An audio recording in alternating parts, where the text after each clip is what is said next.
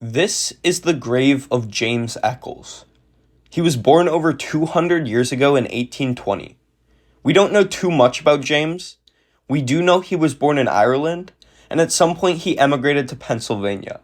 In 1842, he married his wife Maria, and in 1849 he moved to Kendall County. He had 11 children, and his farm was right here. A simple Irish farmer. Just on the road was the farm of Lewis Stewart, one of the founders of Plano. Another close neighbor, Curtis Beecher, whose family name is now well known by the people of the area. The names go on. William Sloan, James Greenacre, Walter Windett. These farmers, businessmen, and pioneers came here and called Yorkville home. And for generations, their families and children lived here, doing the same things we're all doing here today. Laughing, crying, working, and dying. They were good times and bad, but it's home. Over 200 years later, and the memories of these families lives on in the land they once called home. Their graves might carry on their names, but the rows of corn and soy tell their story better than any grave ever could. Today, on those very fields, the city of Yorkville wants to build multiple large AI data centers. Data centers have recently caught the world's attention after the explosion of the AI bubble. We have all probably heard good and bad things trying to sway our opinions, but with the Yorkville government having 5 proposed data center projects, 2 currently approved and in the first stages of development, with the others swiftly moving in that direction, now more than ever should the people of Kendall County know what this future entails. Let's look at the area James Eccles once called home.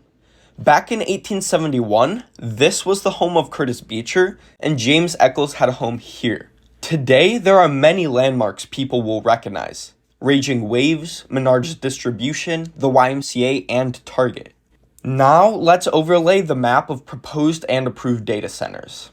Yeah, at over 100 million square feet total, or 2,300 acres, the sites together are big enough to fit at least 1,700 football fields. This land use is foul, and the town will never be the same if built. Metrics about water have been thrown around a lot lately. However, it's been well documented that large AI data centers can use up to 5 million gallons of water per day. Looking into the United City of Yorkville Water Department 2024 Annual Drinking Water Quality Report, we will find that in 2024, on average, the city of Yorkville used just over 2 million gallons of water per day. Looking at a graph puts it into perspective how much water will be needed. Low and high estimates both predict that at least 10 million gallons will be used per day. The amount of water used begins to make sense why Yorkville is looking for new water sources elsewhere. But next we need to talk about something universally loved by the people of Illinois. Multiple traffic studies have been conducted in the area, and the overwhelming consensus is that the roads around the proposed sites are not fit for the traffic that will accompany the data centers. The city's solution to this problem is multiple decade-long reconstruction plans that will redo more than 20 intersections and roads, including Eldamain, Galena, Route 47, Cornelius, Ash, Baseline, and Beecher. Multiple of these roads will have lanes added and stoplights at new intersections, leading to years of detours and construction traffic.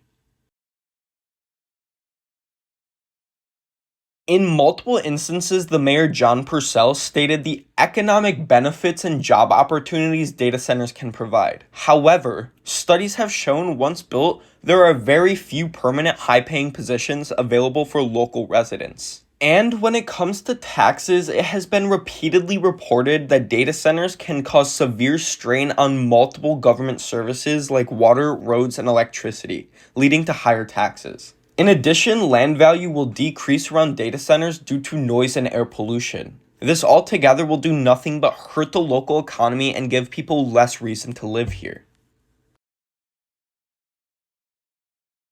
Many citizens of the community appeared at a town hall to voice their frustrations and concerns about these projects. For 2 hours, with many men and women in overflow rooms due to the amount of people, the brave residents spoke up about their disapproval of the data centers. After hours of comments and concerns from the citizens, the leaders of Yorkville turned their heads towards greed and lies. Giving in to big corporations like Microsoft, the city council unanimously voted in favor of the data centers. This decision sparked outrage in the community that has yet to die down. Lawsuits are being filed, protest signs have been put up heading into town, and citizens have been sharing their thoughts and views online. It should be mentioned that many people call AI a bubble due to its explosive rise and overall lack of useful integration into our lives. Looking at the past, many will remember Yorkville's history during the last bubble, a housing market crash that caused the city to have scars of undeveloped neighborhoods and empty markets for years, some of which have never healed. Mr. James Eccles and his neighbors died over 100 years ago, but their lives live on today through that simple farmland. These men and women came to Kendall County because they saw a future here, a better future, where its citizens can voice their opinions and be listened to. A future that can be shaped by the people who live here, not by some greedy corporation or dumb politician. They saw a place where their kids can grow up, a place that their families can be safe. Today, that dream is shattered. Gone with the farms that will soon lay under a massive building. Buildings that now stand as headstones to the lives forgotten underneath.